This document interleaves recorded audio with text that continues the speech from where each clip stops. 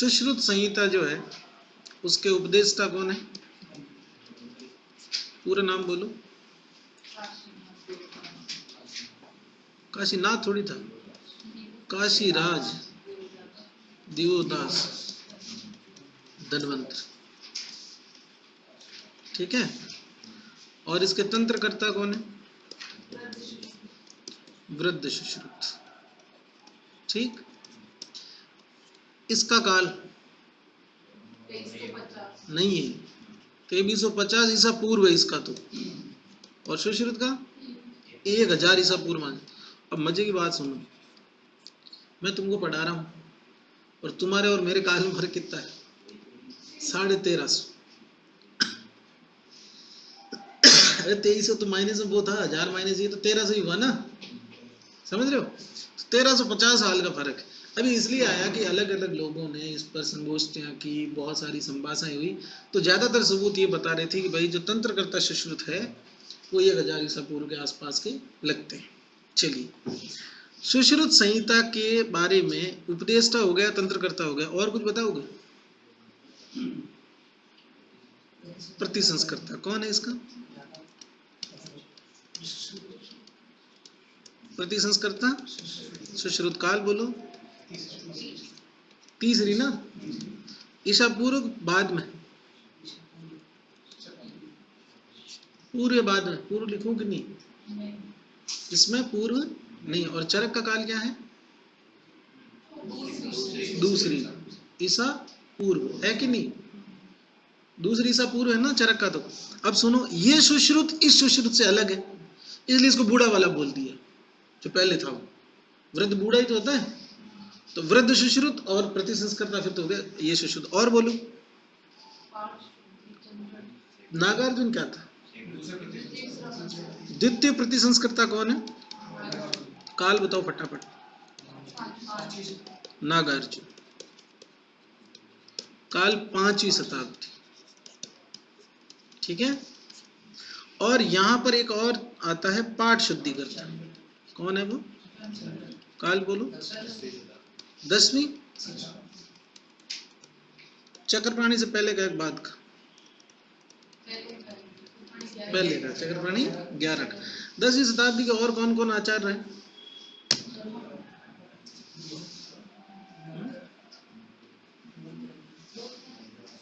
गयदास, गयदास है, चंद्रट है, एक आधा कोई और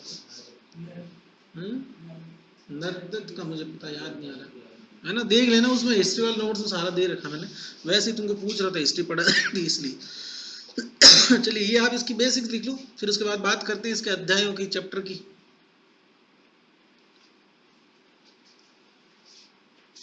ये लिखा। अब सुनो, अच्छा इसको मिटा ही क्यों रहे अपन, इधर आ जाओ। अब देखो, सुश्रुत संहिता 2 भागों में, पूर्वार्ध जो अपन आज पढ़ेंगे, पूर्व मतलब पहले लिखी गई जो, और दूसरा उत्तर तंत्र, है ना। पूर्वार्ध के अंदर कुल कितने स्थान हैं? 5 स्थान। और कितने चैप्टर हैं? 120 अध्याय। और उत्तर तंत्र में 66 अध्याय। ठीक है। अब सुनना, तुम बताना, मुझे याद नहीं है, देखता हूं तुमको याद है कि नहीं। इसके अंदर सबसे पहले शालाक के संबंधित वर्णन आता है ना। कहां से कहां तक है वो? 1 से लेके 26, है ना। फिर उसके बाद में अगला 27 से 38,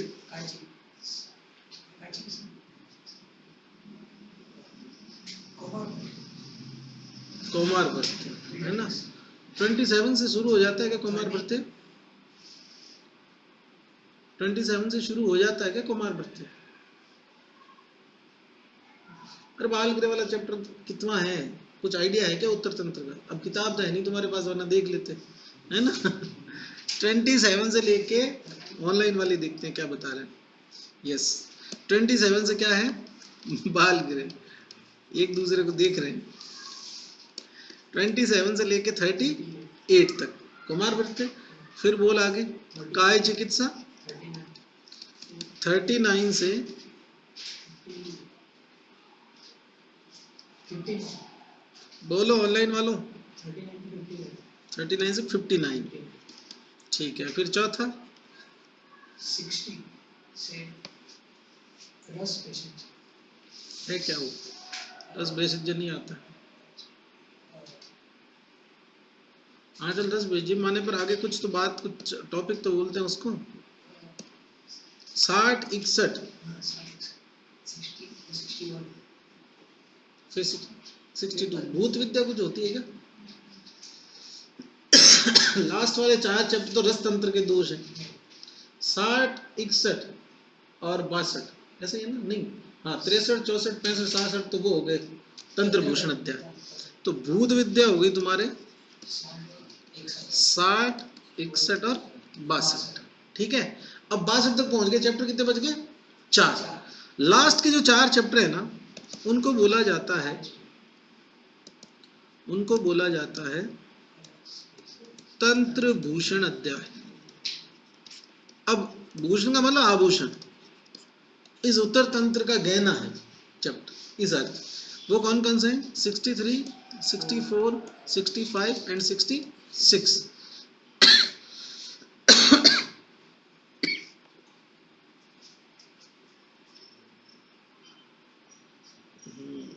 तो अब देखो, ये जो 4 चैप्टर है इनके नाम याद करते हैं अपन।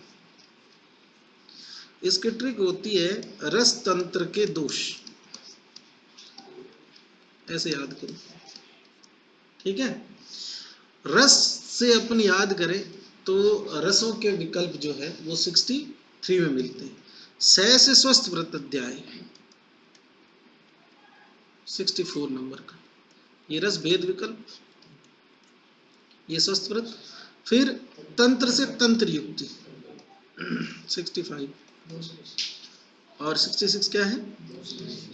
दोष भेद विकल्प या दोष। समझ गए? कुछ लोग इसको ऐसे भी याद करते हैं राजस्थान एसटीडी से, कैसे भी करो क्या फर्क पड़ता है। इनको बोलते हैं तंत्र भूषण अध्याय। ट्रिक में देखो र से, इससे 2 बन गए, फिर तंत्र और फिर दोष। ये 66 चैप्टर आपके उत्तर तंत्र की। अब सुनो, ये बात उत्तर तंत्र होगी वो तो बाद में पढ़ेंगे, इसकी बात करते हैं जो यहां पढ़ा है। इधर देखो 5 स्थान कौन कौन से हैं? सूत्र स्थान कितने चैप्टर? 46। फिर निदान कितने? 16। फिर शारीर 10। फिर चिकित्सा कितने? 40। फिर कल्प स्थान 8। अब सुनो, चरक संहिता के अंदर कल्प स्थान में वमन विरेचन द्रव्यों के बारे में, उनके विकल्पों के बारे में बताया था, जहां पर अपन ने 600 वमन और विरेचन कल्प पढ़े थे, जिसमें 6 वामक द्रव्य थे, बाकी के विरेचक थे। विरेचक द्रव्य 6 नहीं थे, ज्यादा थे, है ना, 9 थे, और वामक द्रव्य 6 थे। इन 600 योगों का चरक कल्प स्थान में वर्णन करते हैं, लेकिन सुश्रुत संहिता के कल्प स्थान में किसका वर्णन है? अगत तंत्र या विश्व विज्ञान का।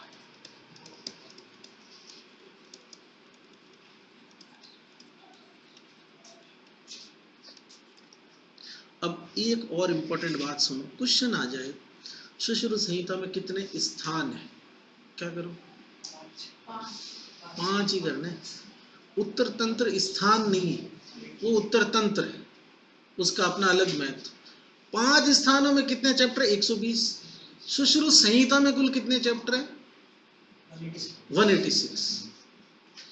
एक तीसरी इंपॉर्टेंट बात, सुश्रुत संहिता में उत्तर तंत्र होता है, जबकि वाग्भट संहिता में, मतलब हृदय और संग्रह में, उत्तर स्थान होता है।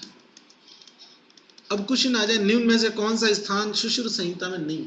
तो उत्तर स्थान नहीं, उत्तर तंत्र। उत्तर शब्द के 2 अर्थ हैं, सुनो जरा, पूर्वार्ध और उत्तरार्ध के अर्थ में सुनना। जैसे पूर्वार्ध का मतलब पहले हो गया तो उत्तरार्ध का मतलब बाद। तो दो अर्थ बनते हैं इसके उत्तर के, एक तो होता है बाद में, और एक उत्तर बराबर उत्तम भी होता है। जो श्रेष्ठ है सुश्रुत संहिता में वो कौन सा है? उत्तर तंत्र। सबसे पहले सूत्र स्थान के 46 चैप्टर पढ़ेंगे, और उसका पहला चैप्टर है, नाम क्या है उसका? वेदोत्पत्ति अध्याय। अब सुनो,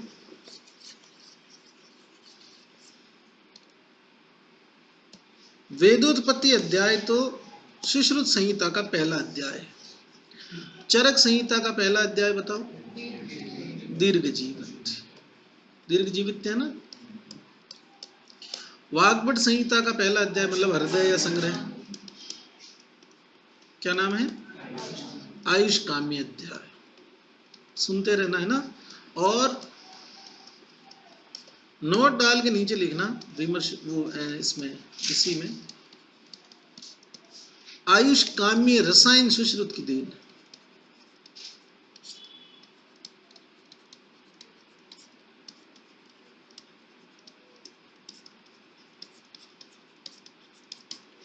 चैप्टर उसका है आयुष काम्य अध्याय।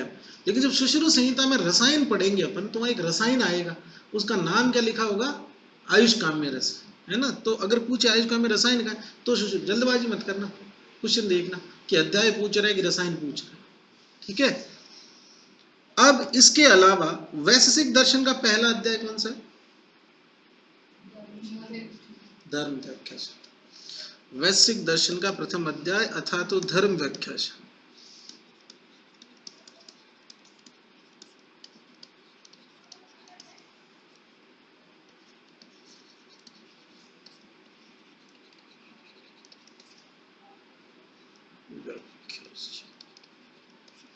तुमने धर्म की एक परिभाषा पढ़ी होगी वैशेषिक दर्शन की, जो पदार्थ विज्ञान की इसी बारे वाली किताब में एक आदमी बैठा योगी, उसके चारों तरफ ऐसे लिखी हुई है ना। उसमें विमर्श में लगाई थी ना मैंने चरक में, तो वो देखेंगे। पर तो धर्म वाली बात पक्की उसी की, विमर्श में भी यही सब लिखा हुआ। देखो जरा क्या कहता है लाइन में, अथा तो धर्म व्याख्या शाम वैश्विक, वो वैश्विक दर्शन अध्याय प्रथम, और एक है व्याकरण महाभाष्य नामक पुस्तक, उसका पहला अध्याय है शब्द अनुशासन। तो शब्द वर्ण ये सब व्याकरण में आते हैं, इसलिए शब्द इसका है, ठीक। अत शब्द कितने मंगल सूचक शब्दों से बना होगा? 8। ये अपन ने चरक में पढ़ लिया था कि अपन जैसे आजकल ओम लिखते हैं, हिंदू होते हैं वो, मोमडन होगा वो 786 लिखेगा, क्रिश्चियन होगा वो क्रॉस बनाएगा। तो एक शुभ अर्थ में आयुर्वेद में अत शब्द लिखा जाता है, जिसका मीनिंग होता है कि 8 शुभ बातें उसमें इंक्लूड की गई। तो 8 चीजें मिलाई और उस मंत्र का एक शॉर्ट मंत्र बना दिया, उसको क्या बोलते हैं? अब वो अत शब्द से परिभाषित करते हैं। फिर उसके बाद में जब आप ऊपर आते हो तो भगवान के ऐश्वर्य लिखे हुए, ईश्वर के लिख दो 6।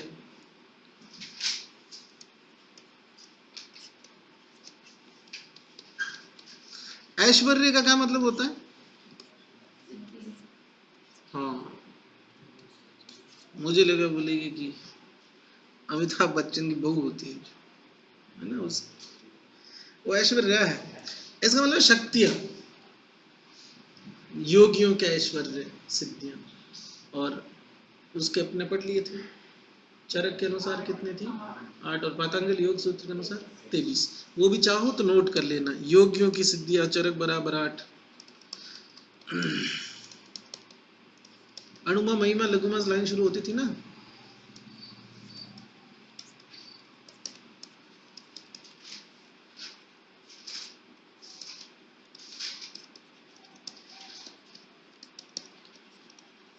ठीक, लाइन देखो, ऐश्वर्य से समग्र से वीर से यशस्य श्री ज्ञान वैराग्य आयुष क्षणा नाम भगम इति अंगनाम। भग मतलब भगवान के अर्थ में प्रयोग, ठीक।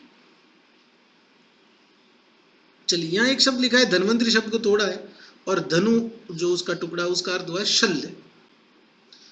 धनु का जो अंत कर दे वो धन्वंतरी।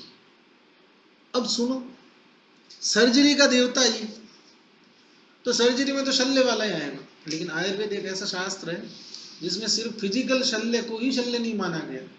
अगर मन में शोक है, चिंता है, भय है, क्रोध, तो मन के लिए शल्य। तो जो शरीर से, रोगों के अधिष्ठान दो है ना, शरीर और मन, तो शरीर और मन दोनों से जो शल्यों का अंत कर दे वो कौन है? धन्वंतरि। इस अर्थ में धनु का अर्थ क्या कर लिया गया? शल्य कर लिया गया। अब आते हैं इस पे जो मैंने पूछा था तुमको अभी।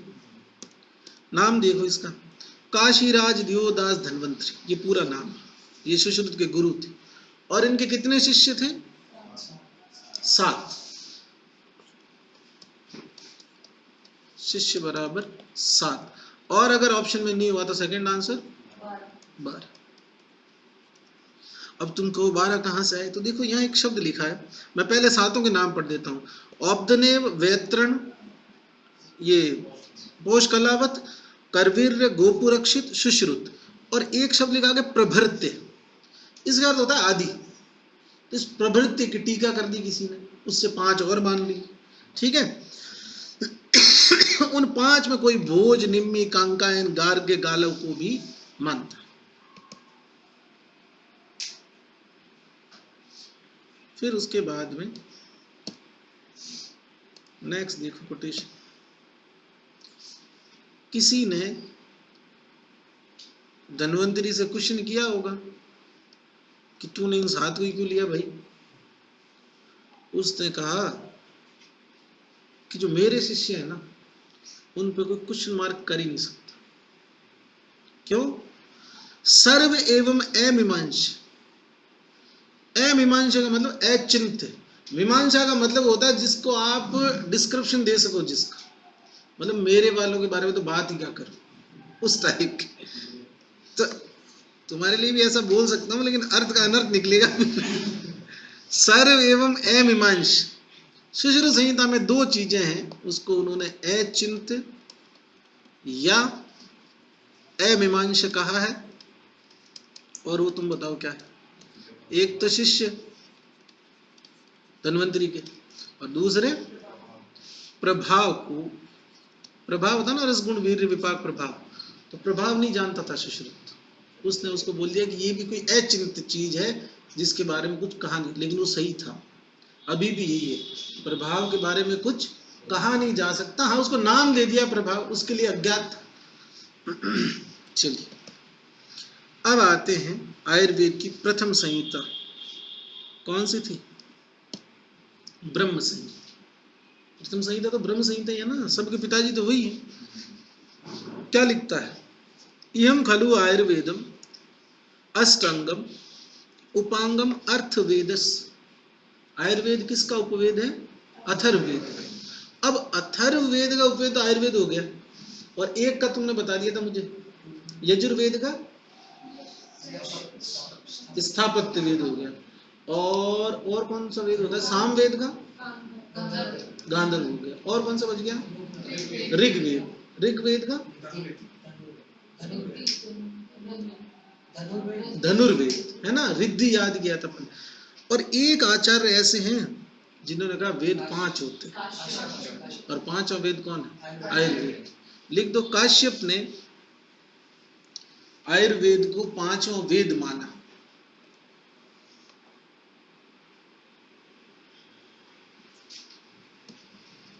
काश्यप ने आयुर्वेद को 5वां वेद माना।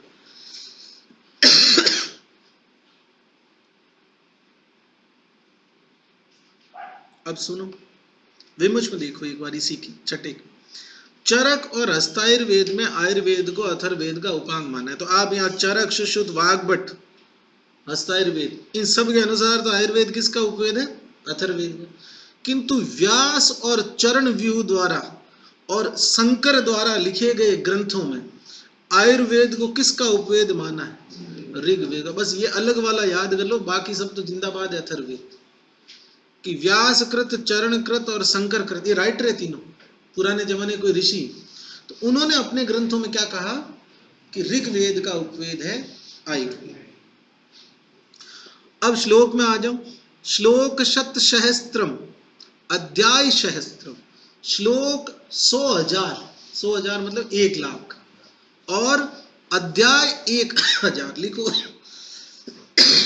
ब्रह्म संहिता में 1,00,000 श्लोक व 1000 अध्याय थे।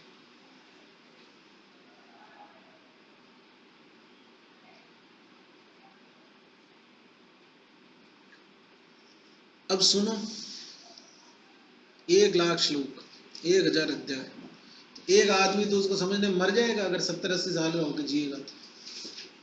मतलब पैदा हो उस दिन से अगर उसे समझ हो और वो पढ़ना आता हो तो मरे जब तक पूरी नहीं होगी।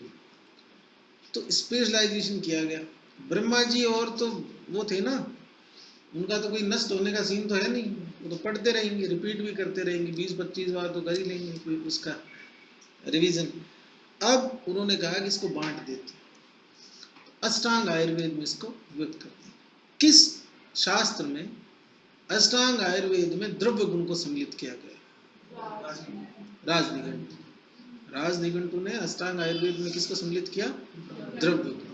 अष्टांग आयुर्वेद में स्त्री प्रसूति तंत्र है कि नहीं?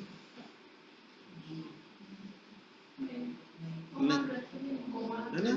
नहीं है ना? किस आचार्य ने कौमार भृत्य में स्त्री प्रसूति को भी सम्मिलित किया? फिर काश्यप का तो फिर आता ना इसमें, ये तुम्हारी सुशीला वाली किताब में कहीं मिलता है काश्यप का रेफरेंस कि योनि इस आवृत में स्थित है, ये गर्भाशय की स्थिति है, कहीं पढ़ा? ऑनलाइन वालों इज्जत बचाना, बचा ली। हारित, किसने कहा? हारित ने। लिखो, हारित ने कौमार भृत्य में बाल रोग, स्त्री विज्ञान व सूती का विज्ञान, तीनों को सम्मिलित किया।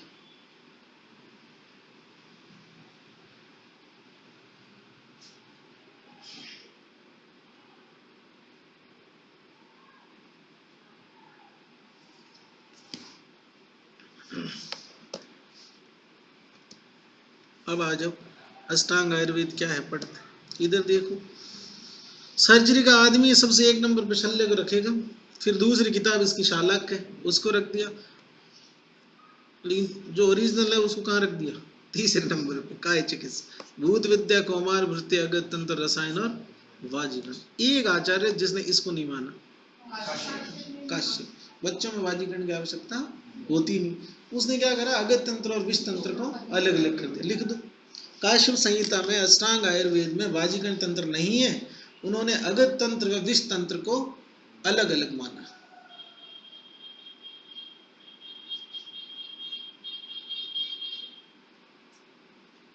काश्यप संहिता में वाजीगण तंत्र नहीं है, उन्होंने अगत तंत्र व विष तंत्र को अलग अलग माना। काश्यप का काल कौन सी शताब्दी? छठी, है ना? और शारंग का माधव, चक्रपाणी 11, है ना? और दडबल, हारायण चंद्र 20वीं, और हरिश्चंद्र 6ठी। चरक न्यास लिखी थी उसने 6ठी। और वंगसेन, योग रत्नाकर, योग रत्नाकर। आंसर कर दूं शो? उन्होंने बता दिया होगा अब तक, कर दें? ये देखो 70, है ना? अष्टविध परीक्षा किसकी देना है? अष्टविध परीक्षा है जीवा, आकृति, द्रव्य, योग रत्नाकर, और नाड़ी परीक्षा शारद। चलो आ जाओ, शल्य तंत्र की परिभाषा पढ़ाता हूँ तुमको। यूजी वाले ध्यान देना, 2 नंबर का पहला कुछ नहीं है। शल्य नामम विविध तृण काष्ठ पाषाण पांशु लो लोष्ट अस्थि बाल नख पूय श्राव दुष्ट व्रणांत गर्भ शल्योद्रणार्थम यंत्र शस्त्र क्षार अग्नि प्राणिधान व्रण विनिश्चार्थ। अब ये तो पूरी होगी यूजी के हिसाब से, ये टुकड़ा आएगा पीजी में। व्रण विनिश्चार्थ उपयोगी है कौन सी? शल्य तंत्र। बाकी तो पता चल जाएगा ना, लात घूसे चल रहे हैं तो कौन सा है? शल्य। शालक ये भी यूजी वाले सुने, इनके सेकंड जो है बुक वो ही है। शालाक के नाम ऊर्ध्व जत्रुगता नाम रोगा नाम स्वर्ण नयन वदन घ्राण आदि संश्रिता नाम व्याधि नाम उपशमनार्थम। पीजी वाले को तो पता चल जाएगा, पास होके आया होगा ना। शलाका यंत्र प्राणिधानम, शलाका से जिसमें काम किए जाते हैं। ये श्लोक याद करने यूजी वालों को, और कोई वैसे ही पास होके आ गया तो वो भी कर लेना बिना श्लोक याद किए, बेइज्जती हो जाएगी। मान लो किसी इंटरव्यू में गए, बोले अष्टांग आयुर्वेद के श्लोक सुना दे तो नौकरी पक्की तेरी, कि नहीं आते, नहीं आते तो आप भी इधर नहीं आते, है ना। काय चिकित्सा, क्या बोलते हैं काय चिकित्सक को? General physician. जनरल मतलब क्या? जो जनरल स्टोर चलाता, वो पूरे शरीर का, ओवरऑल बॉडी का, सर्वांग संश्रितान व्याधि नाम, ज्वर रक्त पित्त शोष उन्माद अपस्मार। इतनी लाइन कितनी बढ़ा दो बोली, पूरे चैप्टर के नाम लिख दो, ठीक। एक कोटेशन लिखा हुआ है, बताओ कि रेफरेंस, ये पढ़ा दिया मैंने विमर्श की, वैसे ही बता रहा हूँ। शांतवग्नो मिरियते युक्ते चिर जीवित्यम अन्नाम, ग्रहणी चिकित्सा, है ना, वैसे ही बता रहा हूँ, पढ़ाने वाली जगह पढ़ा दिया। आयुर्वेद का नेक्स्ट जो अष्टांग में अंग है वो है भूत विद्या। क्या लिखता है? देव, सुर, गांधर्व, यक्ष, रक्ष, पितृ, पिशाच, नाग ग्रह आदि उपशिष्ट चेतसा। ध्यान से देखो, चेतस लिखा हुआ है, दिस इज साइकेट्री। साइकेट्री जो है वो किस नाम से है? भूत विद्या के नाम से। अब सुनो, वास्तव में देखा जाए तो अगर अपन इसको ऑर्थोडॉक्स माने कि यार ये क्या बात हुई, ये भूत प्रेत वगैरह वगैरह, ऐसा नहीं है। यहाँ की जो भूत विद्या थी ना वो नष्ट हो गई, अभी तक मिली नहीं किसी को, खत्म हो गई। वरना इसमें भी पक्का कुछ ना कुछ लॉजिकल मिलता है ना। मतलब देखो, हिस्टीरिया एक ऐसी डिजीज है जिसमें आदमी को खुद को पता होता है कि मैं जानबूझ के कर रहा हूँ, लेकिन फिर भी उसे रुका नहीं जाता। इसका मतलब कभी कभी दिमाग शरीर को कंट्रोल कर लेता है, ऐसा हो सकता है।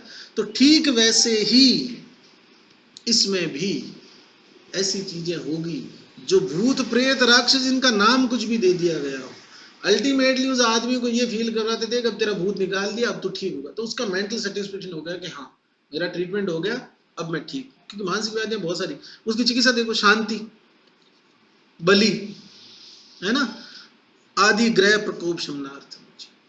अब इसको आप चाहे तो वो बैक्टीरिया और वायरस से जोड़ लो, और उनकी वजह जो डिजीज होती थी वो मान लो, ठीक।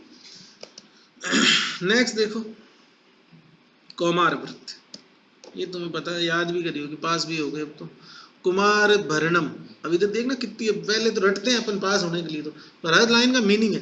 कुमार का भरण मतलब न्यूट्रिशन ऑफ द फीटस, या फिर जो उसका जन्म के बाद में वो इंक्लूडेड है। धात्री शीर का शोधन, धात्री शीर क्या करेगा? इसका भरण ही तो करेगा। दुष्ट स्तन्य और ग्रह सम्मोथान व्याधि, उन सबका शमन। ओनली बच्चे की बात हो रही है, माता के लिए कुछ भी पॉजिटिव चीज इसमें नहीं लिखी हुई। आई बात समझ में? क्योंकि शारीरिक स्थान में वर्णन गायनी और ओप्स का हो जाता है, ठीक।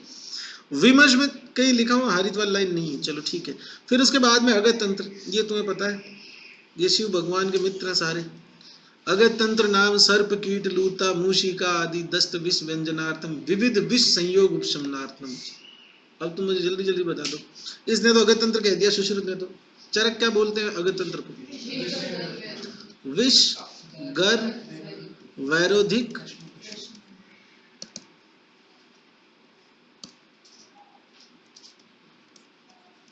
प्रशमन। और कौटिल्य अर्थशास्त्र में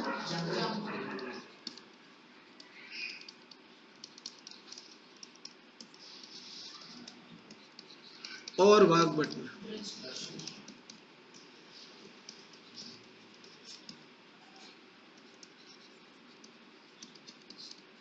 ठीक, चलिए नेक्स्ट, रसायन।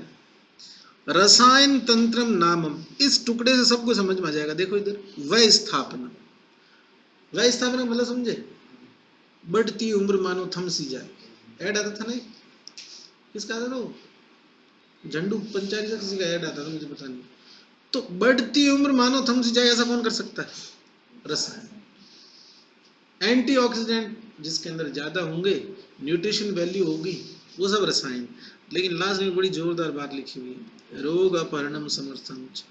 और वर्तमान समय में जो रसायन की प्रैक्टिस है वो 100% रोग अपहरणम है। क्यों? पेशेंट आ गया कि दिमाग सही नहीं रहता तो ब्रह्म रसायन चला रहे हो, याददाश्त कमजोर होती जा रही है, मध्य रसायन दे रहे हो, बुड़ूची का तो प्रयोग ही पता नहीं कहाँ कहाँ होता है। ठीक है, सारे रसायन इंक्लूडिंग च्यवनप्राश, कोरोना आया तो बिक्री बढ़ गई, क्यों? इम्यूनिटी बढ़ानी है, तो बीमारी से लड़ने के लिए कर रहा है सारा। तो अभी जो ये रोग अपहरणम समर्थन है ना, ये पक्का एग्जाम में आने लायक टुकड़ा है कि काय चिकित्सा है कि सर्जरी है कि रसायन है कि वाजीकरण है, तो ये किसके लिए आया? अब ये तो समझदारी वाली बात, मूर्ख वाली बात बताऊं, रह से रसायन, रह से रोग अपहरणम। नेक्स्ट देखो वाजीकरण। एक दिन मैंने इसको इतना ढूंढा था श्लोक को और मैं दिमाग से निकल गया ये कहाँ लिखा हुआ था। देखो क्या लिखता है, वाजीकरण तंत्रम अल्प दुष्ट क्षीण शुष्क, इस 4 प्रकार की जो शुक्र अशुद्धियां होती है या विकृति होती है उनके शमन का काम करता है, plus praharsha जननार्थ, loss of libido को भी मैनेज करता है। कौन? वाजीकरण। अब क्वेश्चन क्या आएगा, आप जानते हैं वीर्य दोष या शुक्र दुष्टि 8 प्रकार की होती है। एग्जामिनर समझदार हो और तुमसे कुछ निकलवाना चाह रहा हो कि तेरे को आता है कि नहीं आता, तो पूछेगा आचार्य सुश्रुत के अनुसार वाजीकरण की परिभाषा में कितने प्रकार की शुक्र दुष्टि की चिकित्सा का वर्णन मिलता है? 4 प्रकार की। और शुक्र दुष्टि कितनी होती है? वीर दुष्टि की 8 होती है। नेक्स्ट आगे देखो,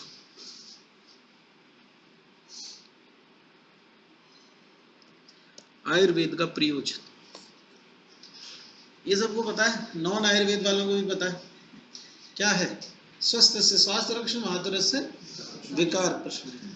अब एक बात सोचो, पहले के जमाने में रसायन की प्रैक्टिस बहुत थी, लोग बीमार पड़ने से पहले ट्रीटमेंट ले लेते थे, मतलब अपनी इम्यूनिटी को अच्छा रखते थे। सुश्रुत भैया सर्जन थे। अब तुम इमेजिन करो कि बिना तकलीफ के सर्जरी वाले वार्ड में कौन जाएगा दिखाने? नहीं जाएगा। आयुर्वेद का प्रयोजन इसने उल्टा कर दिया, प्रियोरिटी, व्याधि उपसृष्टा नाम व्याधि परिमोक्षम स्वस्थस्य रक्षणम। इसने कहा पहले तो जो बीमार है उनको ठीक करूंगा, फिर जो वो ठीक हो जाएंगे तो उनको ठीक रखूंगा। और चरक ने कहा जो ठीक है उनको ठीक रखूंगा।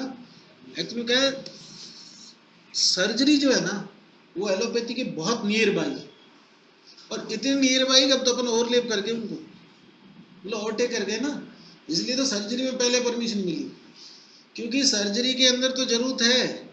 इसलिए व्याधि उपसृष्टा नाम व्याधि परिमोक्ष स्वस्थ से रक्षणम बाद में, और वहां चरक में स्वस्थ से स्वास्थ्य रक्षण, आतुर से विकार प्रशमन इस तरह से आता है। तो वहां स्वस्थ स्वास्थ्य रक्षण क्या आता है पहले। अब तुम मुझे बता, पहले इसका रेफरेंस याद करो, सुश्रुत सूत्र 1 क्या लिखा है? आयुर्वेद का प्रयोजन। अब दूसरी बात सुनो, चरक के अनुसार आयुर्वेद का प्रयोजन कहाँ मिलता है? चरक सूत्र 30, और चरक के अनुसार तंत्र का प्रयोजन चरक सूत्र 1। तंत्र के प्रयोजन में क्या लिखा आता है? धातु साम्य, है ना, और इसमें स्वस्थ से स्वास्थ्य रक्षण, आतुर से विकार। ऐसी एक लाइन और कहीं भी आती है, प्राणेशनम, लेकिन वो लाइन डिट्टो ऐसी नहीं होती, थोड़ी सी चेंज है, बस इतना ही काफी है क्योंकि ये याद है। तो स्वस्थ से स्वास्थ्य रक्षण, आतुर से विकार प्रशमन तो नहीं है, लेकिन उसके जैसा दिखे तो फिर चरक सूत्र 11 त्रिएशनी की प्राणेशना की लाइन। अब कोई पूछ ले अगर किसी के मन में आ रहा है तंत्र का प्रयोजन क्या है, तंत्र तो चरक को ही बोलते हैं कि चरक संहिता लिखी क्यों गई थी। तो जब चरक ने ये कह दिया कि रोगों की उत्पत्ति धातु वेशम में से होती है, तो उस किताब को लिखने का पर्पज क्या हुआ? धातुओं को साम्य करना। वाग्भट के अनुसार रोग उत्पत्ति का कारण दोष वेशम, चरक के अनुसार धातु वेशम।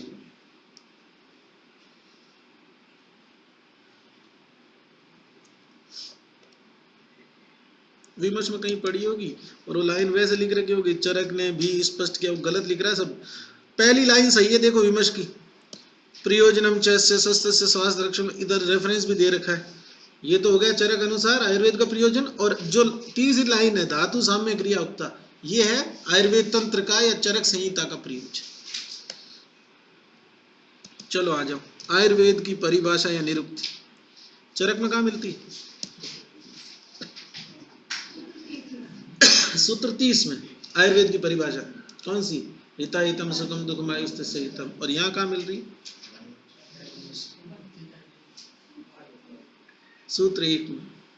ऑनलाइन वालों बताना हिता हितम वाला श्लोक कहाँ मिलता है चरक संहिता में?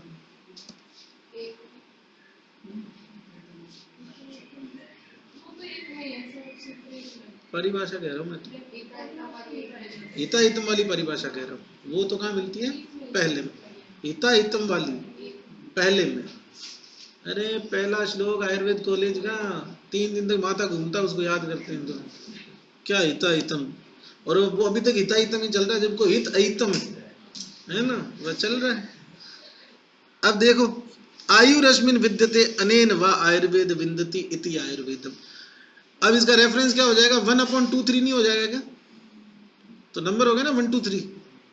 ऐसे याद कर लेना कि सुश्रुत संहिता में आयुर्वेद की पर पहली बात तो ये सुश्रुत की है, ये याद रहे, है ना। फिर उसके रेफरेंस की बात है, आयुरस्मिन् विद्यते अनेन वा आयुर्वेद विन्दति इति आयुर्वेद है, ये सुश्रुत की परिभाषा है सूत्र स्थान के पहले की। और हिताहितम सुखम दुखम आयुस्तस्य हिताहितम, ये कहाँ की है?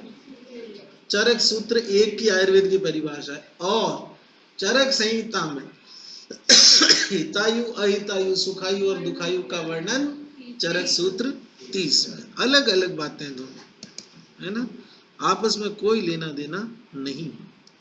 आइए, आचार्य सुश्रुत के अनुसार प्रमाण कितने? 4।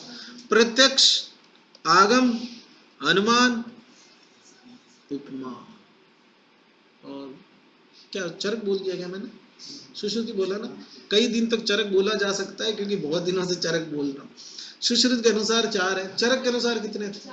4। चौथा युक्ति, उसकी देन था। और वैसे तो उसने प्रमाण तो माना ही नहीं, प्रमाण शब्द का प्रयोग नहीं किया चरक ने, परीक्षा शब्द का प्रयोग किया, है ना। तो वो कहाँ बताता है? सूत्र 11। वहां का वो क्रम याद करने में बोला था मैंने। सबसे पहले आप तो उपदेश, फिर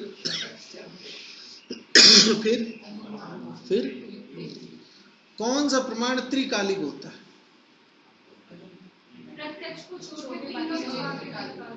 एक प्रत्यक्ष एक कालिक होता है, बाकी तीनों त्रिकालिक होते हैं। चाहे वो आप तो उपदेश हो, चाहे वो अनुमान हो, चाहे वो अनुमान के भेद।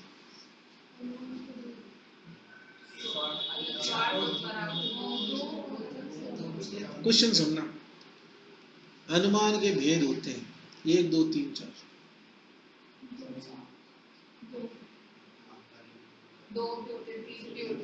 मेरे को तो आंसर 2 1 2 3 4 है। तुम्हारे साथ वाला सही करके आ रहा है, ये पक्का मुझे पता है। क्यों 3 क्यों आएगा? अनुमान का श्लोक पढ़ना, त्रिकालिक प्रत्यक्ष पूर्वम त्रिविधम, इसलिए आएगा 3 भेदम से। फिर 2 करने तो स्वार्थ परार्थ वो अलग बात है। और परार्थ अनुमान किससे ज्ञात किया जाता है? पंचाव्य वाक्य से। अभी वो CCRS का पेपर था, उसमें पंचाव्य वाक्य में से उसने 3 दिए और चौथा कोई और दिया। फिर बोला निम्न में से, उसने बताया भी नहीं क्या है निम्न में से, कौन सा अलग है। तो प्रतिज्ञा, हेतु, उपनयन और एक कोई और देती है। तो बाकी प्रतिज्ञा, हेतु, उपनयन, निगमन और उपाय शायद इसका ऑप्शन था चौथा। प्रतिज्ञा, हेतु, प्रतिज्ञा, हेतु, उपनयन, दृष्टांत मिस करके दृष्टांत। चलो अब देखो, आओ यहाँ पर सर्जरी के कुछ महान आचार्यों के वर्णन दिए हुए हैं। जैसे सबसे बड़े उस टाइम फिजिशियन और सर्जन वो दो भाई थे, अश्विनी कुमार, कटे फटे लोगों को, देवताओं को वही सही करते थे। क्या कहता है पहली लाइन में, रुद्रेण यज्ञस्य शिरश्छिन्नम इति ततो देव अश्विना, मिला, ये पढ़ रहा हूँ जो मिल गया ना। अब ये बोल रहा है यज्ञ नाम के व्यक्ति का सिर कट गया, उसको किसने जोड़ा? इन्होंने जोड़ा, है ना। अब अश्विनी कुमारों को हाथ पांव जोड़े जा रहे हैं। तो शुरुआत कैसे होती? जैसे दुनिया का एक सिद्धांत है कि अगर तुम्हें किसी को खुश करना है तो उसकी तारीफ करो, है ना। और किसी एक बहुत बड़े आदमी ने कहा था कि प्रशंसा एक अदृश्य पिंजरा है, समझ रहे हो। तो सामने वाला आदमी हाई पे हो ना तो उसे कुछ भी करवा सकते हो, तू ही प्रैक्टिकल में पूरे नंबर दे दे, है ना। अब मेरी बात सुनो, और अंदर से बताया कि कुछ नहीं आता। अब मेरी बात सुनो, तुम वो जाते हो ना मंगलवार को हनुमान जी के जाते होंगे, या मैं अगर कहीं जाता हूँ तो वहाँ इतने सालों से हनुमान जी को क्या बताया जा रहा है कि आप कौन हो, जबकि हनुमान जी अंदर सोच रहे तू देख तू कौन है, आपने ये किया, आपने ये किया, आपने ये किया, ऐसा कहते हैं ना। तो राम जी है, उनको भी यही बता रहे हैं। अब राम जी थे एक राजा थे, मनुष्य थे, वो तो गए, उनके सिद्धांतों का अनुकरण करो, कईयों को छोड़ के, कई सिद्धांत उनके भी डावाडोल थे। तो कहने का मतलब ये है, हो सकते हैं ना आदमी से तो गलती होती है, आदमी गलतियों का पुतला था, राम जी आदमी थे, उनमें भी गलतियां थी, और उस टाइम की बजाय इस टाइम करते जेल हो जाती अब तक तो, है ना। बीवी को भगा दिया ऐसे ही, ऐसा थोड़ी होता है। वो बेचारी पहले तुम्हारे साथ 14 साल में वनवास चली, फिर उसके बाद में तुमने गलती कि तू तो सही नहीं, तेरे कैरेक्टर पे क्वेश्चन मार के, क्यों कि साहब एक धोबी ने कह दिया था, मैंने सुन लिया था, ऐसा थोड़ी होता है। धोबी को मरवा देते, कैसे कैसे कह दिया, राजा रानी के खिलाफ बोला है ना। लेकिन ठीक है, वो हो सकता है उन्होंने ऐसा करा ही नहीं हो, कि वैसे ही फर्जी तुलसी राम बन गया हो बीच में, वो तुलसीदास, है ना। तो रामचरित मानस को चलते हैं ना, मेरे को ज्यादा पता नहीं। तो कहने का मतलब ये है कि भैया ये कर रहे हैं इसकी तारीफ, किसकी? अश्विनी कुमार की। क्योंकि देखो पूजा वहां होती है ना, डर होता है ना। तुम टॉप करोगे उस दिन भगवान को याद कर सकते हो एक बार, फेल होगे उस दिन पूरे दिन भगवान याद आएंगे। ठीक है, अब सुनो सर्जरी के बारे में कुछ और कहा जा रहा है। ये कह रहा है मेरी सर्जरी सबसे अच्छी, क्यों? जैसे एलोपैथी वाले कह रहे हैं, कहता है इमरजेंसी मैं हैंडल करता हूं, आशु क्रिया करना, यंत्र शस्त्र सार अग्नि मेरे पास, और मेरी सर्जरी और भी ब्रांच में होती है। जैसे भाई ईएनटी में भी एमएस होता है, गायनिक में भी होता है ना, पीडियाट्रिक एमएस भी होता है, कार्डिक में भी एमएस होता है। तो ये टुकड़ा इसलिए इतनी रामायण गा रहा हूं, ये आएगा सर्वतंत्र सामान्य। सुनो, सामान्य का मतलब क्या होता है? सब जगह जो है, सभी तंत्रों में सामान्य रूप से कौन सी पाई जाती है? सर्जरी। चाहे बाल रोग हो तो वहां भी सर्जन चाहिए, समझ रहे हो। तो ये टुकड़ा आएगा।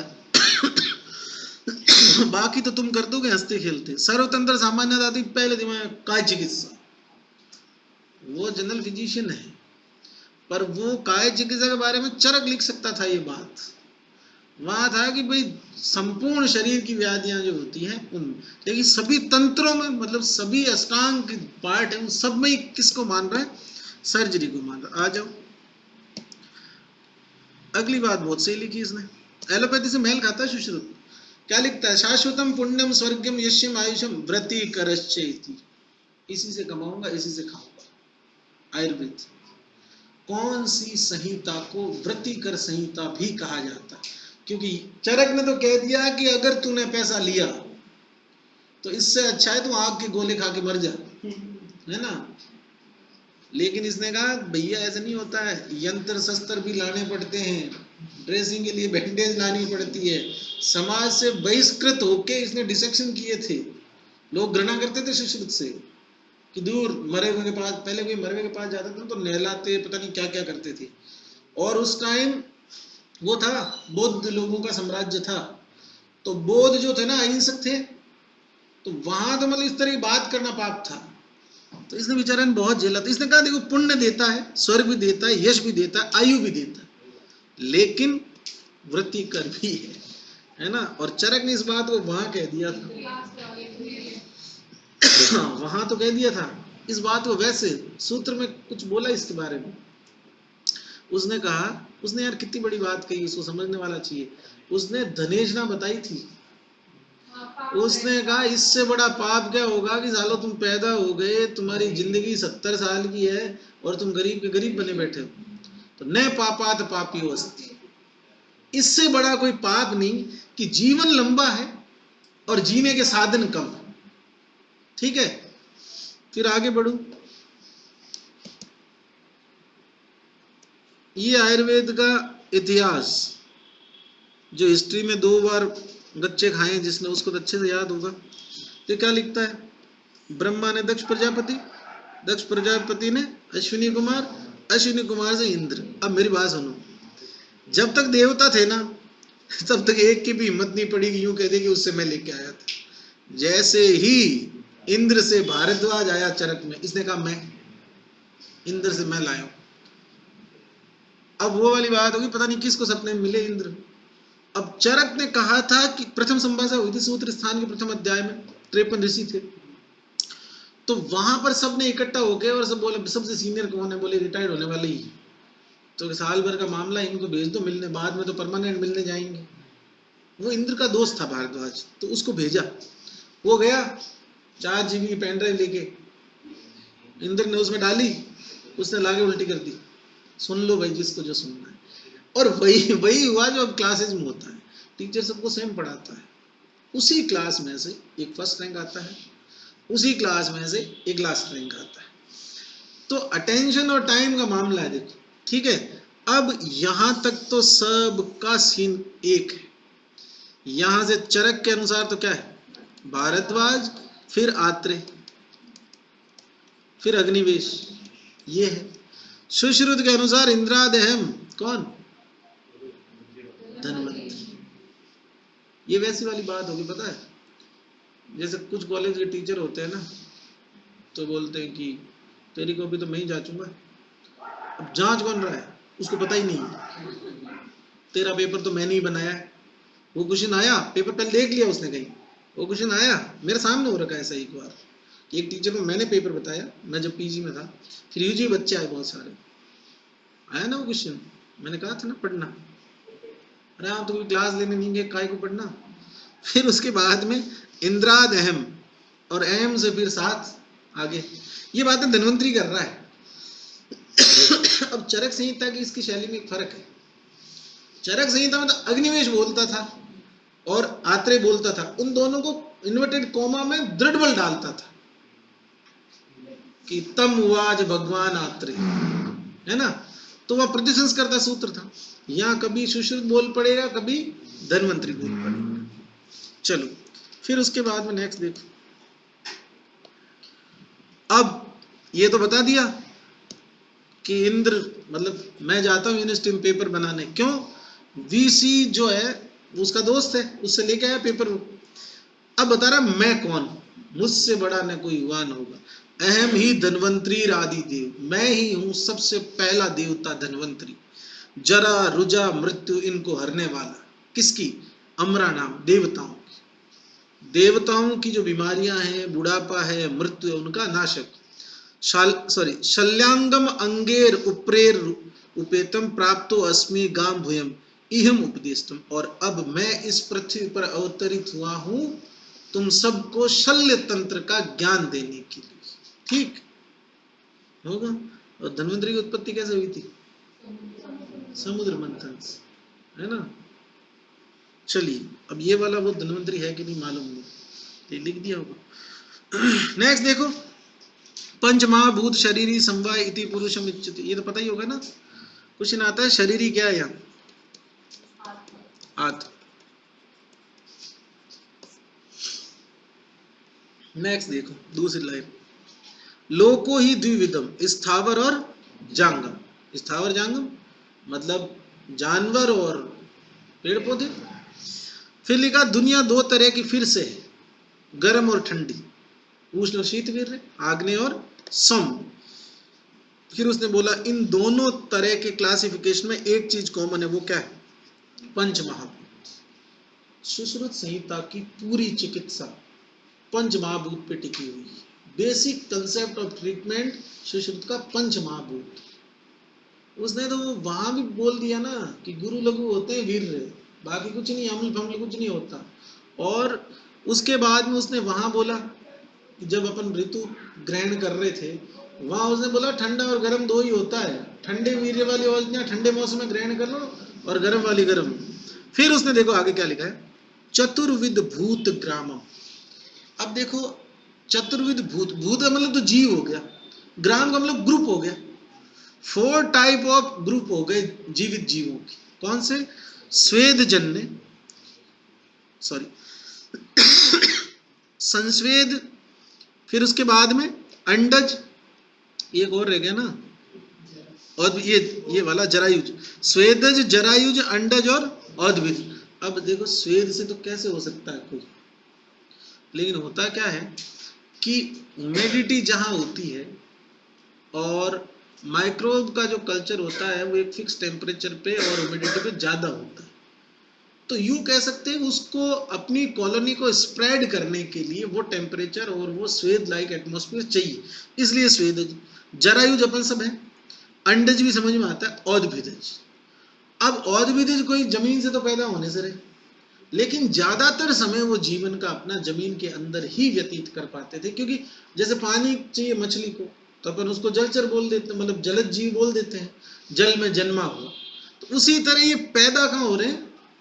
अंदर हो रहे हैं, और कभी कभार बात। तो इस अर्थ में ये 4 हो गए, स्वेदज, जरायुज, अंडज और औद्भिद। लेकिन आगे की बात सुनो, तस्य पुरुषम प्रधानम। इन चारों प्रकार की जो ग्रुप है, इन सब में पुरुष क्या है? प्रधान।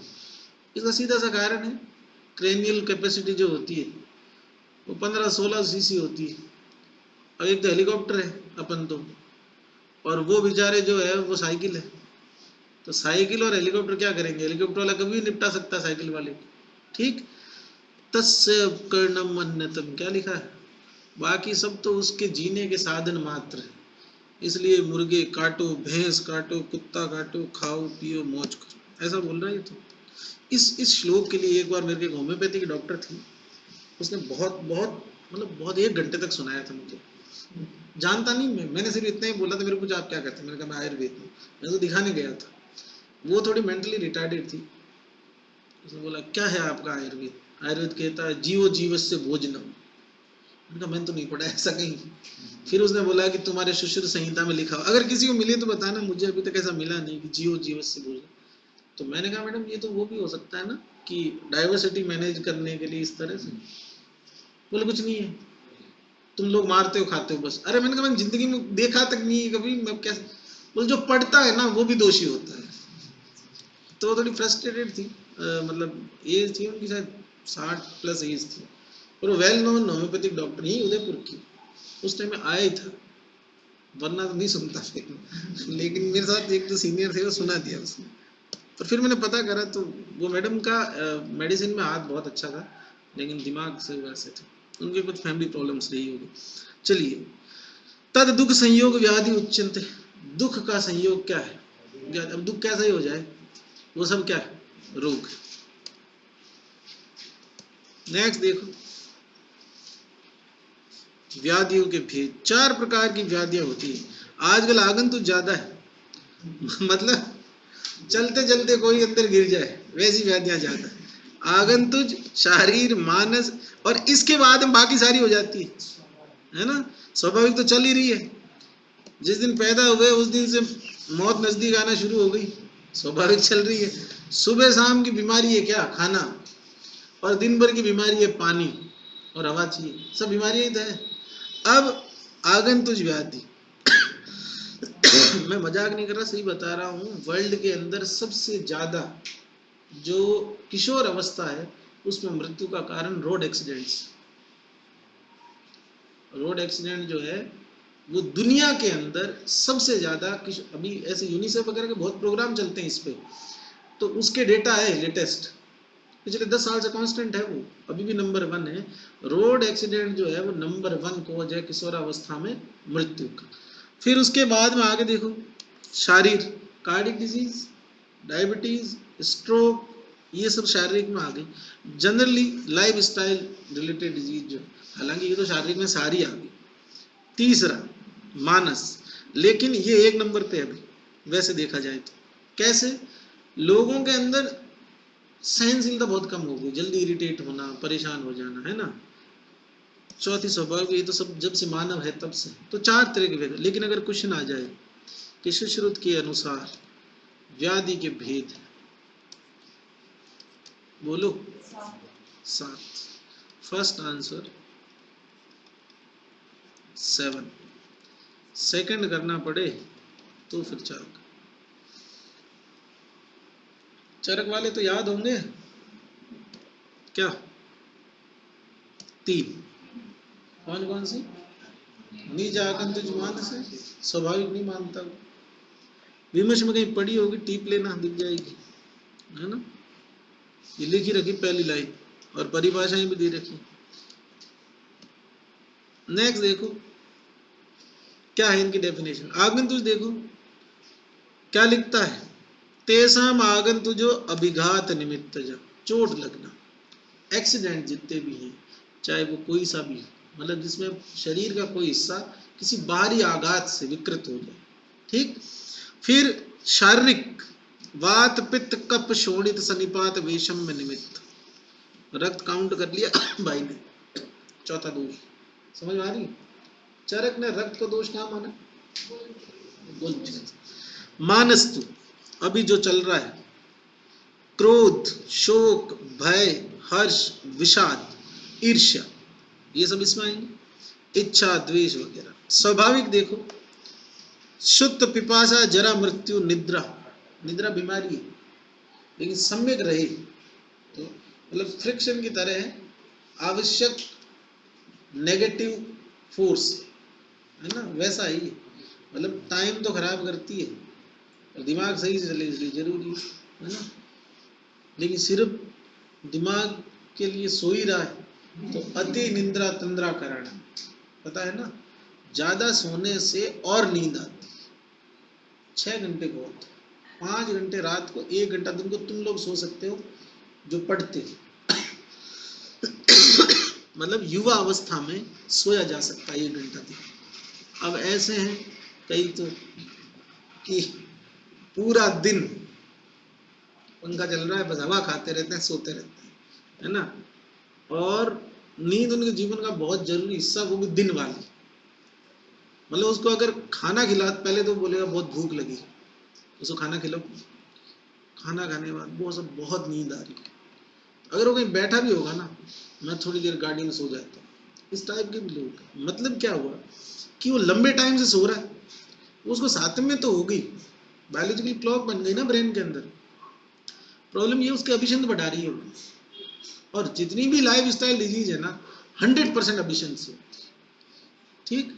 तो ये शुद्ध, पिपासा, जरा, मृत्यु और निद्रा, ये सब क्या है? स्वाभाविक है। पिपासा स्वाभाविक रोग, और तृष्णा शारीरिक रोग, ऐसा मान सकते हैं ना। अगर अच्छा एग्जामिनर हो तो पूछ सकता है। नेक्स्ट देखो, सब बीमारियों का अड्डा 2 ही चीज है, या तो शरीर या मन। चप्पल में तो हो नहीं सकती, खोल दी तो उसको अलग से बीमारी हो जाएगी, या तो शरीर में या मन में।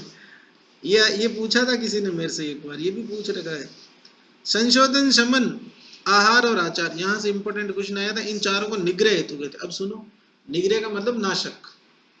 इन बीमारियों के नाशक कारण कितने हैं? 4। और मैं सही बता रहा हूँ, आदमी अगर इन 4 का ध्यान रख ले तो पूरी जिंदगी उसको कोई ट्रीटमेंट नहीं करना, पर रख नहीं सकते, बहुत टफ। देखो, एक लिखा संशोधन, मुझे नहीं लगता अपन में से किसी ने प्रॉपर करवाया होगा। फिर है शमन, वो अपन जरूर करते हैं, क्योंकि उसके अंदर जोर कुछ नहीं आता, टेबलेट ले ली और बस बाकी दही खाते रहो। फिर उसके बाद में आहार, ये तो मेज वाले पे डिपेंड है या टिफिन वाले पे। अब रहा आचरण, ये विहार है।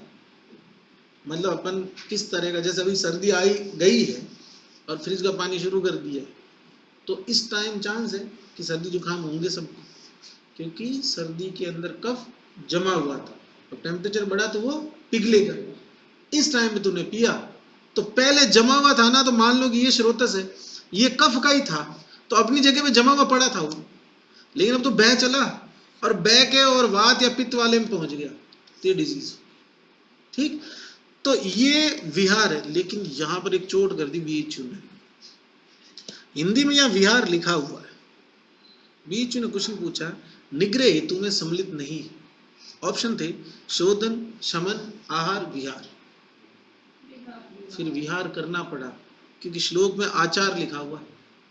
तो आचरण और विहरण वैसे तो शाब्दिक रूप से अर्थ एक ही है, लेकिन देखो हमेशा श्लोक से ही आंसर याद। एक बार ये भी क्वेश्चन आया हुआ है कि त्रिउपस्तंभ है, आहार, निद्रा, ब्रह्मचर्य, स्वप्न,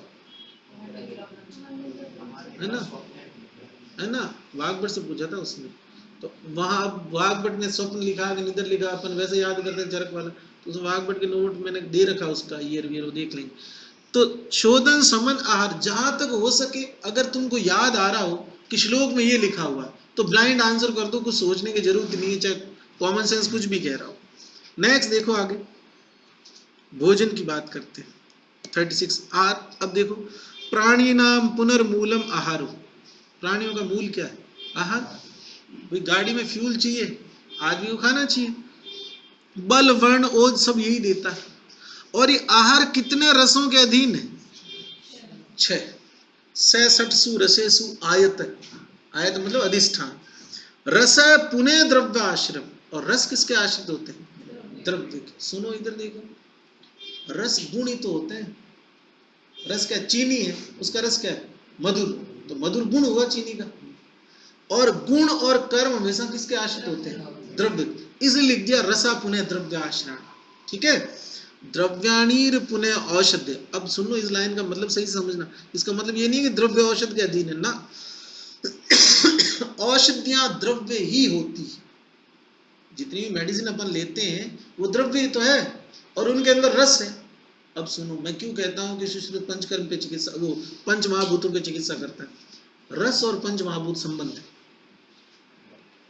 किसी भी रस में महाभूत देखता है वो, उसको जो नीड लगती है, देखना आगे चिकित्सा में पढ़ेंगे, उसमें रस वही देगा वो।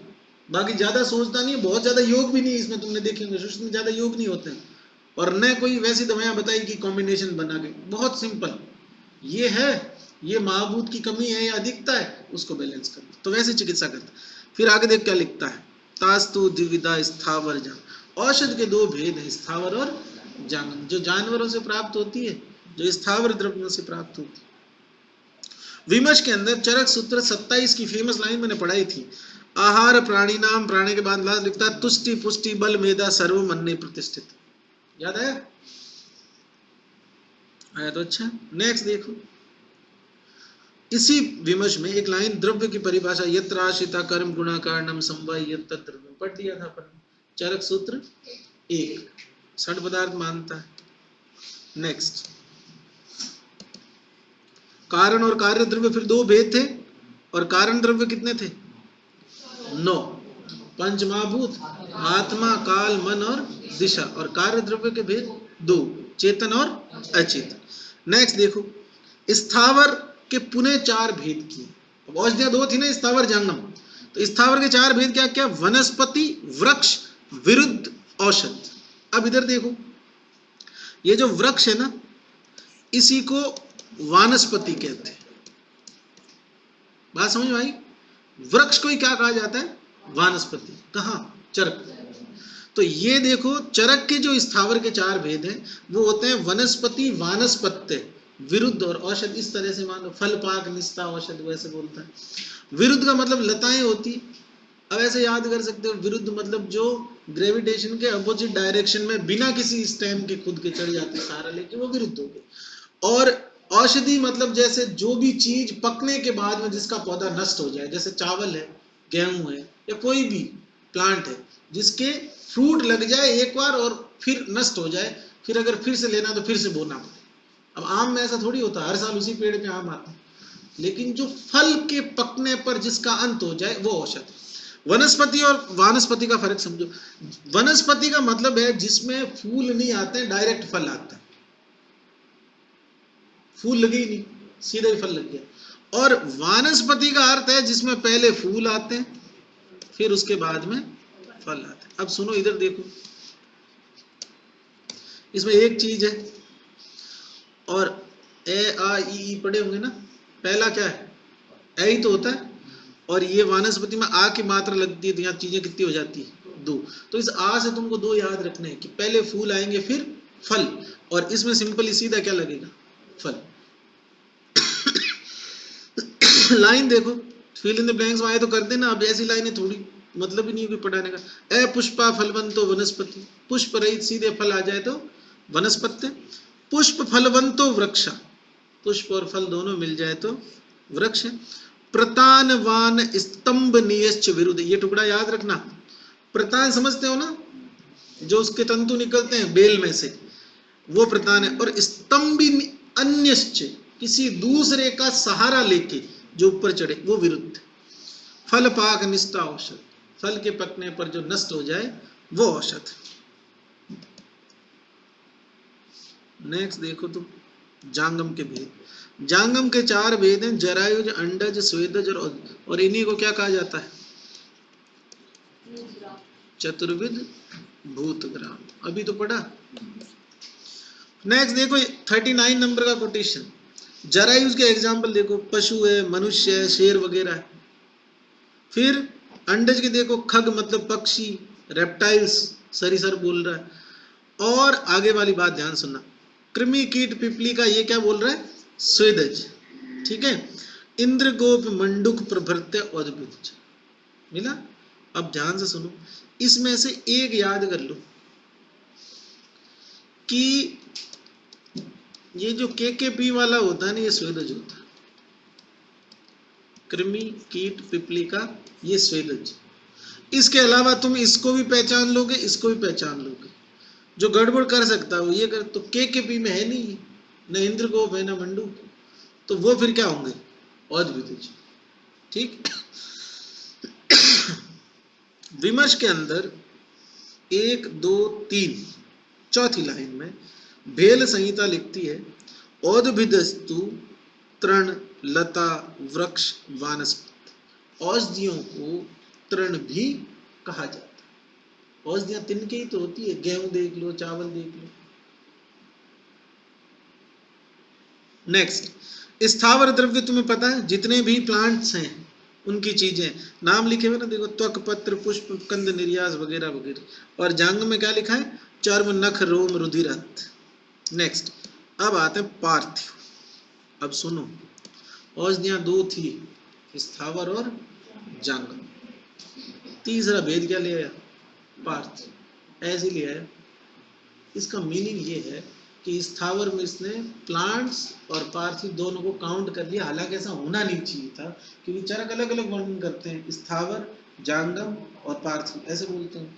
पार्थिव के अंदर तुम्हें पता ही मेटल्स आएगी, या जो खदानों से निकलती है चीजें, माइन से, वो आएगी। स्वर्ण, रजत, मणि, मुक्ता, शिला, मृत, कपाल आते हैं। नेक्स्ट देखो आगे 42 नंबर का कोटेशन। अब इसमें मैं कुछ नहीं बताना चाह रहा, खाली तुम्हें बता रहा हूं कि ऐसा श्लोक यहाँ आया है। क्या है, इसमें ऋतुओं की बात करी गई है, गर्मी, बारिश, सर्दी, प्रभात, निवात, आतप, छाया की। भाई सर्दी में सर्दी पड़ती है, गर्मी में गर्मी पड़ती है, बारिश में बारिश होती है, ऐसा ये बोल रहा है। अब आगे, इन ऋतुओं में दोष अपने स्वभाव से ही संचय, प्रकोप और शमन होता रहता। ठीक है। अब ध्यान से सुनो, शरीराणाम विकाराणाम वर्ग चतुर्विध, प्रकोपम प्रशमम चेव हेतुर चिकित्सित। ये जो यहां वर्णन हुआ ना अभी, स्थावर, जांगम, पार्थिव और लास्ट में कालकृत वाला, मैं इनका तुम खाली ये देखना है कि काल अकाल का वर्णन, इन चारों को चतुर्विध वर्ग कहा जाता है। और ये चतुर्विध वर्ग ही मनुष्य में दोषों के कोप और शमन का कारण है। मतलब समझे, दवाई ये चारों ही है, ये चारों से ही रोग हो सकता है तो हेतु का काम भी यही करेंगे। एक्चुअली क्या है, अपन अपने शरीर का कांटेक्ट या तो खाने से या पानी से या हवा से, यही तो है। तो इसके अंदर देखो, खाने और पीने में तो स्थावर जंगम पार्थिव आ गए, और एनवायरमेंट वाला इफेक्ट है वो कालकृत अकालकृत का हो गया। तो इन चारों से ही बीमारी होती है, इन चारों से ठीक हो जाए। तो प्रकोप प्रशमम चेव हेतुर चिकित्सिके, कितने? 4। कौन? चतुर्विध वर्ग। और ये याद रखना है कि कौन कौन से, स्थावर जंगम पार्थिव और काल कृत वाला जो चौथा है वो। नेक्स्ट देखो, आगंतु ये रोगास्ते द्विधा मन्नस्ते शरीरे अन्य तेस्तु द्वित्याग्रह। यही बोलता है कि जो रोग आगंतु जो होते हैं उनके 2 अधिष्ठान होते हैं, शारीरिक मानसिक, और जो दूसरे रोग होते हैं मतलब शारीरिक, उनके भी 2 ही अधिष्ठान होते हैं। ठीक है। फिर उसके बाद में मानस रोगों की चिकित्सा देखो, मानसा नाम तु शब्द आदि रिष्टो वर्गम सुखावे। अब सुनो, बड़ी सिंपल सी बात है कि कोई व्यक्ति जो रूटीनली तुम्हारे कांटेक्ट में है और वो किसी दिन एबनॉर्मल रिएक्ट करता है, जैसे उसे जरूरत से ज्यादा गुस्सा आ गया, या मान लीजिए तुम एक रूम में 2 ही लोग रहते हो, है ना, बंद कर दिया तुमने स्विच की, सर्दी लग रही मुझे, वो रात को अगर तुम्हारा लड़की या लड़का जो भी रूममेट है, गर्ल्स हॉस्टल बॉयज हॉस्टल बात कर रहा हूँ, वो उठा, पहले 2 झापड़ दिए तुमको, फिर फैन ऑन किया, फिर सो गया। अब ऐसा तो कोई नहीं करता, वो ये बोल सकता था कि यार मैं चला लूंगा, तू ओढ़ ले, ऐसा बोल सकता था। ये मानस रोग है। अब अगर इस रोगी के सामने तुम भी रोगी जैसा रिएक्ट करोगे तो माथा फूट जाएगा। तो इसको क्या कहना है? रिष्ट शब्द कहने हैं। क्या? कि भाई कोई बात नहीं, मैं बंद में सो जाऊंगा, वो चालू में सो जाऊंगा उठ के, तू आराम से चला। शब्दादि रिष्टो सुखा हुआ। इसका मतलब वो आदमी बहुत परेशान है जो ऐसा बिहेवियर कर रहा है। नेक्स्ट देखो आगे क्या कहता है। ये तो सारी बात हो गई। एवं एते पुरुषो व्याधि औषधि क्रिया कालम इति चतुष्टेन संवेगन। ये लाइन आ सकती है कि ये चरक ने कहा, अवशोषित ने कहा। अब तुम देख लो, व्याधि, औषध, पुरुष, क्रिया काल, दिमाग खराब हो जाएगा क्योंकि षड क्रिया काल जो है वो कहीं और वर्णित है, और पीजी में लाइन आ गई ना, तो षड क्रिया काल वाला तो रटा हुआ होगा पक्का अच्छे से कि अच्छा वो है, वो नहीं है। यहाँ पुरुष मतलब बात करी थी पहले इसने, पंचमहाभूत शरीर समवाय पुरुष थी। फिर उसके बाद व्याधियां 4 तरह की बताई, फिर औषध बता दी 4 तरह की, फिर क्रियाकाल का मतलब वो काल अकाल वाली। तो इन चारों का स्पष्ट लिखा है, समासेन संक्षेप में वर्णन मैंने यहां कर दिया। कहा? चरक सूत्र 1 में। हाँ मतलब सुश्रुत सूत्र, मैंने कहा ना कई दिन आएगा। ठीक है, चलिए नेक्स्ट देखो आगे क्या कहता है। बीज चिकित्सा एतत् समासेन परिकीर्तितम। ये एक और लाइन है, ये सुश्रुत सूत्र 1 की लाइन है, और इसमें लिखा है मैंने चिकित्सा का बीज बता दिया। मैंने तुमको क्या बोला था अभी? मैंने कहा दुनिया की सारी चिकित्साएं उन 4 चीजों पे ही है, संशोधन, समन, आहार और आचार, है ना। और उससे तुम वैसे बढ़ना चाहो आगे तो फर्दर क्लासिफिकेशन अपन किसी चीज का दूसरे तरीके से भी कर सकते हैं, तो उधर आ जाओ। चतुर्विध जो निग्रह हेतु बताए थे इसने, वो भी वही चीज है। ये चिकित्सा का बीज बता दिया सूत्र। अब आओ 49। इस संहिता में कुल 120 अध्याय है और 5 स्थान है। फर्स्ट की बात कर रहा है, लेकिन क्वेश्चन आए ना, ये रेफरेंस अपने को जिंदा रखेगा कि शिशुर संहिता में कितने स्थान है? 5। कहाँ है? माननीय न्यायाधीश महोदय इतना इतना नंबर श्लोक में ये लिखा हुआ है। उसको बताएंगे नहीं, उत्तर तंत्र होती भी है, ऐसा होता है। सूत्र निदान शारीर चिकित्सा, ठीक है। फिर आगे खुद ने लिखा, देखो, उत्तर तंत्र शेषान अर्थान व्याख्या। स्थानों में काउंट, वो 6 भी तो लिख सकता था। उसने कहा कि उत्तर तंत्र अलग मामला पूरा, स्थान तो 5 ही है। चलिए ये फर्स्ट चैप्टर हो गया। कल से इसका अपन पढ़ेंगे सेकंड चैप्टर, और ये आज वाला पढ़ गया ना आज।